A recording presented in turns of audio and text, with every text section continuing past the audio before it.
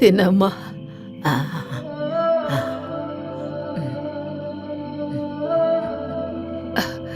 ఇంకొంచెం.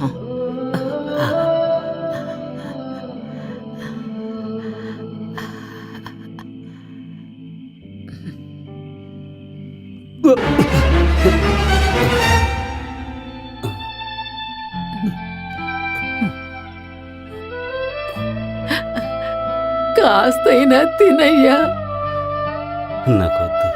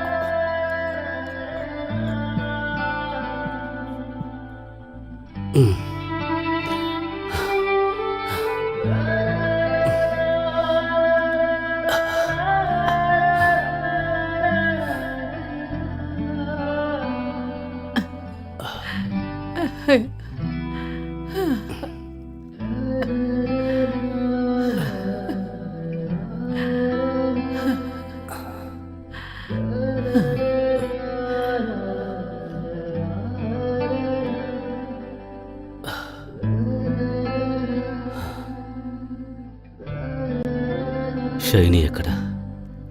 నిన్నటి నుంచి అక్కడే కూర్చునుంది. ఒక్క చుక్క మంచినీళ్ళు కూడా తాగలేదు. ఏం చెయ్యాలో నాకు తెలియటం లేదయ్యా.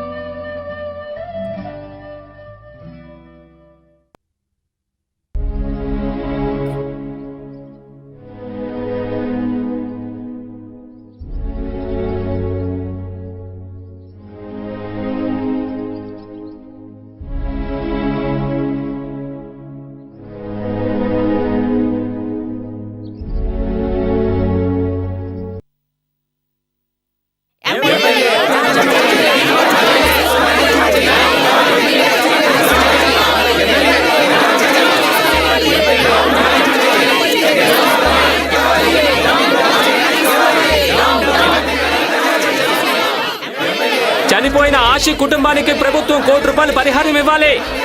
ఆ డబ్బు ఇచ్చేదాకా మేము పోరాటం చేస్తూనే ఉంటాం. ముఖ్యమంత్రి దీని మీద చర్య తీసుకోవాలి. ఏంటి న్యూసెన్స్? ప్లీజ్ అందరూ సైలెంట్ గా ఉండండి ప్లీజ్. ఇప్పుడు మటుకు మీరు ఎందుకు ఇక్కడికి వచ్చారు? ఈ దేశంలో సామాన్యుడికి ఎక్కడ ఉంది సార్ రక్షణ? కాసేపు ముందు రిక్వెస్ట్ చేశాను, ఇప్పుడు ఆర్డర్ చేస్తున్నా. నేను చెప్పేది కాస్త ప్రశాంతంగా వినండి. ఇప్పుడు జరిగిన విషయం మీకు బాధ కలిగిస్తుందని నాకు బాగా తెలుసు. ఈ నిమిషం వరకు మాస్టర్ గారి దగ్గర స్కూల్కి వెళ్ళి చదువుకొని ఒక్కరైనా మీలో ఉన్నారా? 6 ఏళ్ల వరకు నేను కూడా మాస్టర్ దగ్గరే చదివాను. ఆషిక్ స్కూల్లోనూ కాలేజ్లోనూ నాతో కలిసి చదివాడు. నాకు చాలా క్లోజ్ ఫ్రెండ్. మనమందరూ ఎంత బాధపడుతున్నామో అందరికీ తెలుసు. అందువల్ల ఒక పోలీస్ ఆఫీసర్ కాకుండా, ఒక రాజకీయ నాయకుడు కాకుండా, ఒక ప్రతిపక్ష నాయకుడు కాకుండా అందరూ ఒక్కటిగా చేరి దుఃఖ సముద్రంలో ఉన్న మనమందరూ ఆ కుటుంబానికి అండగా నిలిచి వాళ్ళకి కావాల్సింది మనమే చేయాలి.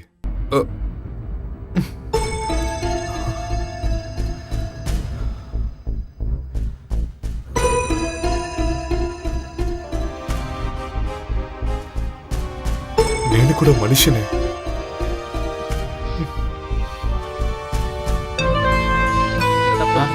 బాబు తప్పుకోమా, తప్పుకోండి, తప్పుకోమా, పద. పోనీ అవతలికి వెళ్ళు.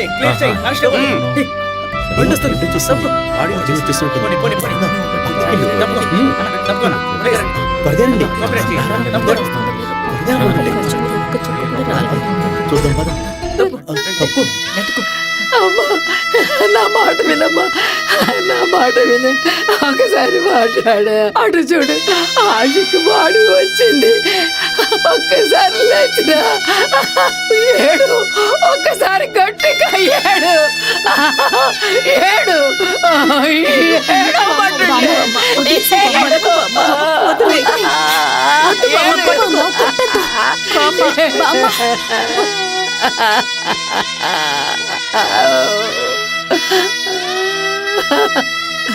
నీకే ఎందుకు ఇలా జరగాలి? లేచిరా అమ్మా, నిన్ను ఎలా ఓదార్చాలో తెలియటం లేదు.